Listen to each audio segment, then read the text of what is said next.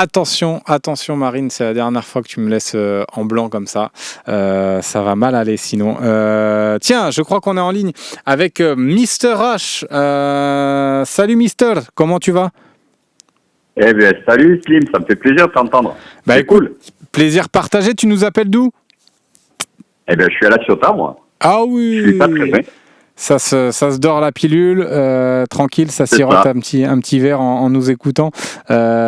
Écoute, tu voulais réagir sur quoi toi ce matin? Dis-moi. Par rapport à l'ensemble du mercato, pour juste faire un rappel que là, pour l'instant, on est encore fin juin et que l'exercice comptable n'est pas encore terminé. Je pense que comme il y a eu cette petite ouverture, ça nous a permis de vendre Luis Enrique, c'est surtout pouvoir faire rentrer de la thune, clairement. Et l'idée, c'est que je pense que les coûts vont arriver. La preuve, même les joueurs qu'on a gratuits, on les a pas encore vraiment signés, ils sont pas encore officiels, même s'ils ont fait leur visite médicale et tout. Ça sera après le 30 juin. Et après, je suis convaincu qu'on aura des bons coups. Moi, après, c'est juste qu'il y a certains joueurs comme du style Ndika dont on parle, de ce que j'entends à son entourage. Apparemment, lui n'est pas encore emballé par le projet OM.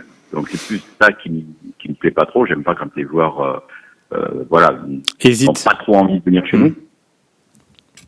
Et ça doit apparemment, c'est pareil. Il serait plus intéressé par la première ligue que par l'OM. Qui ça? Pessao, c'est Pessao.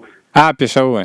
Ouais, je pense que là, comme je t'ai dit, mais je pense qu'on aura un peu à un moment donné notre mot à dire dans ce dossier-là. Pour Ndika, visiblement, il n'a pas non plus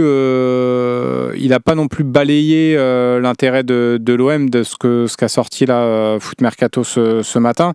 Après, c'est sûr que ça faisait partie d'ailleurs de la ligne de conduite un peu de Mehdi Benatia et de Pablo Longoria, c'est à savoir que si un joueur hésitait un peu trop, n'était pas forcément emballé ou jouait un peu la montre, il passait à une autre piste parce qu'il voulait vraiment des joueurs investis et emballés par le projet. Donc ça rejoint un petit peu ce que tu dis ce matin, mais en soi, toi, si on parle vraiment football, la piste Ndika, toi, elle t'emballe ou pas forcément plus que ça?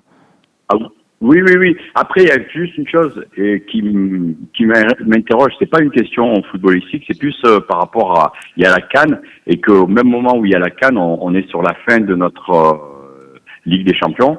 Et si les deux derniers matchs c'est des matchs importants, on risque d'avoir des joueurs, d'ailleurs comme Gouiri et d'autres. Les Africains risquent de ne pas être là pour. Donc faut y penser. Mais sinon après sur l'ensemble, bien sûr que c'est un joueur qui est valable et qu'on signe, il n'y a pas de souci. Mais je crois pas, tu vois, que la Ligue des Champions empiète, que la CAN empiète sur la Ligue des Champions justement.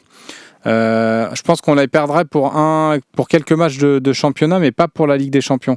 On avait regardé en fin de saison dernière avec Bilal.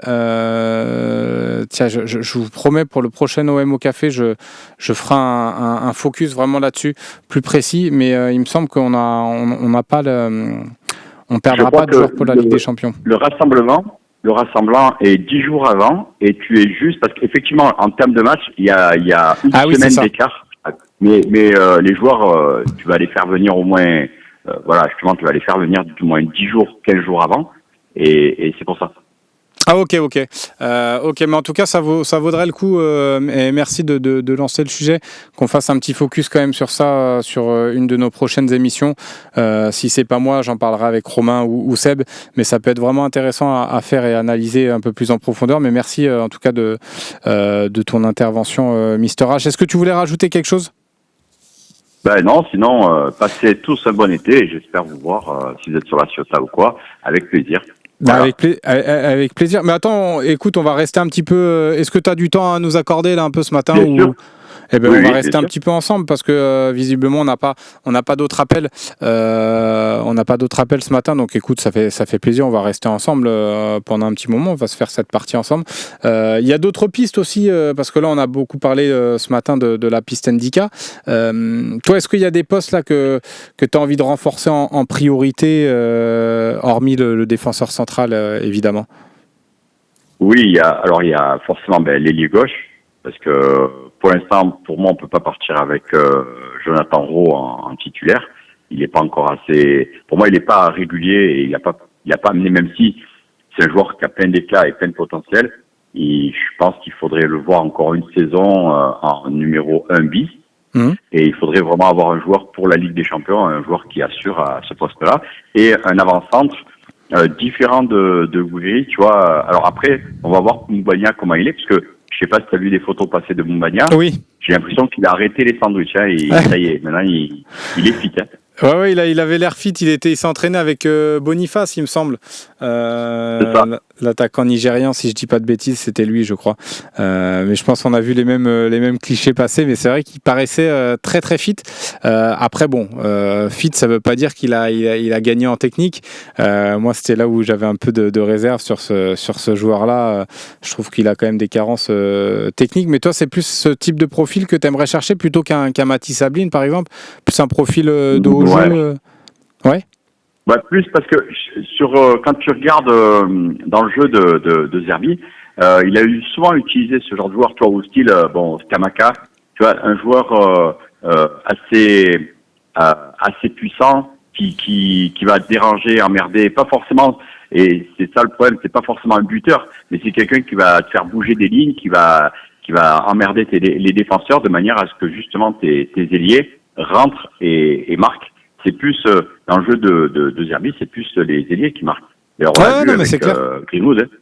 Ouais, c'est clair. De toute façon, oui, ça s'est vu, comme tu le dis très bien, ça s'est vu avec Greenwood. Après, habituellement, ces équipes, en fait, à Roberto De Zerbi, sur sa ligne d'attaque, ça tournait à 10-15 buts chacun. Là, c'est vrai que Greenwood, il a vraiment crevé l'écran en marquant un peu plus. Mais je pense que l'année prochaine, tu vois, avec un Gouiri, on a vu qu'il était capable de marquer. Greenwood, l'avantage, en fait, et ce que veut aussi De Zerbi, c'est que le danger puisse venir de partout, d'avoir aussi des ailiers qui sont capables de marquer. Donc je pense que c'est le cas de Greenwood, on en a parlé.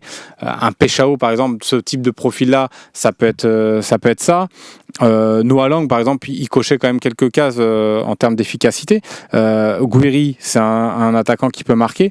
Donc c'est vrai qu'après, ce qui va te manquer, et c'est assez juste, mais moi j'aime beaucoup en fait le profil d'Ablin de plus en plus. Je trouve que dans ses appels, plus je l'ai vu jouer, plus je suis convaincu par ce joueur-là. Je le trouve vraiment intelligent dans son jeu.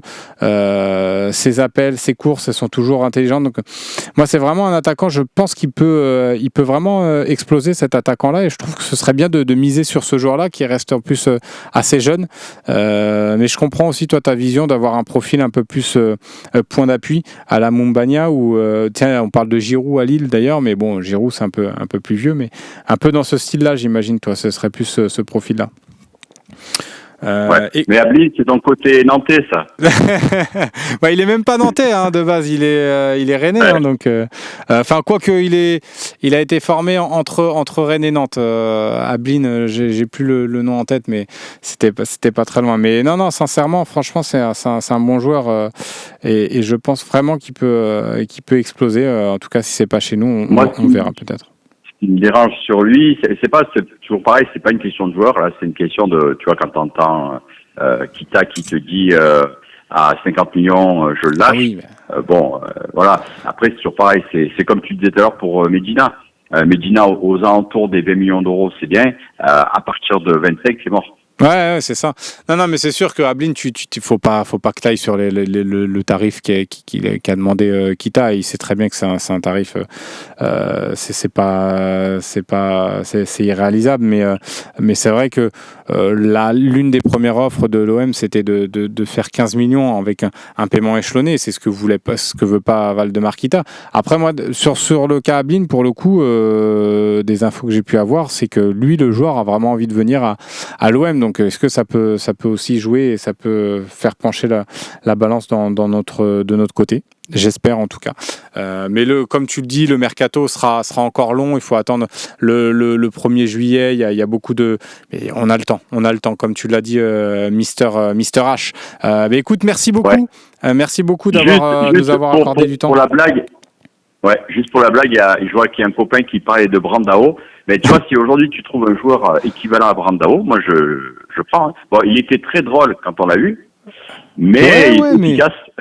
Ouais, efficace. Moi, j'ai bien aimé. C'est pas forcément mon football, mais moi, j'ai bien aimé son passage à l'OM. Honnêtement, je garde en tout cas de bons souvenirs de Brandao sous le maillot de l'OM. C'est sûr que c'était pas le joueur le plus élégant et le plus technique, mais des fois, t'as besoin de profils comme ça, un petit peu travailleur, quoi. Et puis il a permis aussi parfois à Mamadou Niang un petit peu d'être un peu plus libéré. Donc ça a été un duo qui a bien fonctionné, qui nous a mené quand même au titre de champion. Donc c'est pas rien. Merci beaucoup Mister H encore une fois. Vraiment merci. Écoute, profite bien de La Ciotat et du soleil. Je sais plus comment on appelle les habitants de La Ciotat d'ailleurs. Je sais pas si Marine peut m'aider. Je suis pas sûr qu'elle sache. Écoutez, en tout cas, profitez du soleil de La Ciotat. Je crois qu'on a une deuxième personne en ligne. C'est ce que m'a dit Marine. Oui, on va attendre que ça se connecte tranquillement. Ah, tiens, il y a mon Nab qui est de retour. Pour nous jouer de mauvais tours, Nab, évidemment le hater de Valentin Rongier sur le chat YouTube. Pablo, tiens, les Ciotadins. Les Ciotadins, voilà, merci Sébastien M, les Ciotadins. Ouais, c'est clair, OM, Seb va me tuer.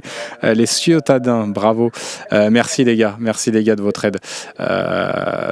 Non, pas les Citadins, Nico Amskas, les Ciotadins. Je crois que j'ai Fabio qui est en ligne avec moi. C'est ça ou pas? C'est ça. Écoute, merci. Oui. Merci d'avoir appelé ce matin. C'est très gentil de venir dans notre émission. Tu nous appelles d'où? De Reims. Oh de Reims, oui. Mais j'ai attention d'aller sur Marseille dès que ce sera possible. Eh ben, t'inquiète, je te juge pas. Hein, moi, je viens de Nantes, donc je vais pas juger les Rémois. J'ai de la famille, de la famille. Ma belle famille est pas très loin de Reims. Elle est du côté de, bon, ça, c'est pas non plus, c'est du côté de Troyes, donc c'est pas très très loin. Mais il y a eu la petite tempête d'ailleurs du côté de Reims. Comment ça va? Ouais, ça va. Mais donc c'est Fabio, mais c'est le fameux Émile Louis là qui dit des coups de bêtises là. Ah, c'est toi le Émile Louis. Ouais. Parce que l'autre jour j'ai pris ton pseudo, ça a fait beaucoup rire les gens que je t'entends en décalage avec 3-4 secondes d'écart. Attends. J'ai baissé le son sur l'ordinateur. Oui, vas-y. Voilà. Mets-toi bien, fais comme chez toi. Ouais, je suis chez moi. Attends. Alors, donc, oui, je disais que ce serait une bonne chose, je pense, de prendre des joueurs polyvalents, quoi, mais des bons joueurs qui ont une certaine vie en Ligue 1, notamment comme backer, qui pourrait, si Medina est vraiment, si Silence veut absolument pas baisser le prix. Je pense que backer à gauche, ce serait pas mal parce qu'il pourrait jouer aussi dans l'axe, éventuellement, le cas échéant. Et il peut même jouer un peu plus haut. Mettre le paquet justement pour ça dans l'axe. Je pense qu'on aurait largement le niveau de comment il s'appelle, Marquinhos et Pacho, avec ces deux-là. Hein. Moi, Indica, j'y ai pensé il y a plusieurs semaines. J'ai dit que c'était des joueurs qui me paraissaient idéaux pour l'OM. Et cette liste était même en haut de la liste.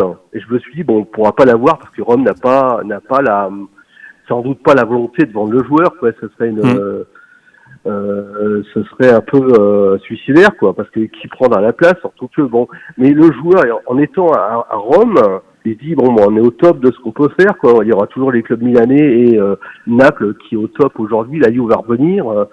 Et là, sachant que l'OM est bien parti pour être deuxième, pas constamment, mais j'espère que le Qatar vendra un jour, qu'ils seront rachetés par Luxembourg, mais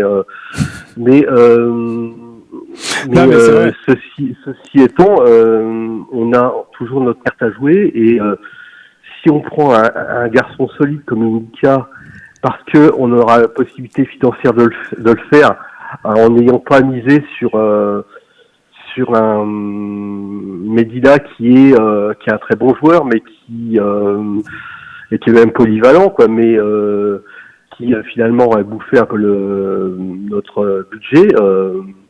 Autant essayer. Et si on peut le faire le 1er juillet après avoir notre budget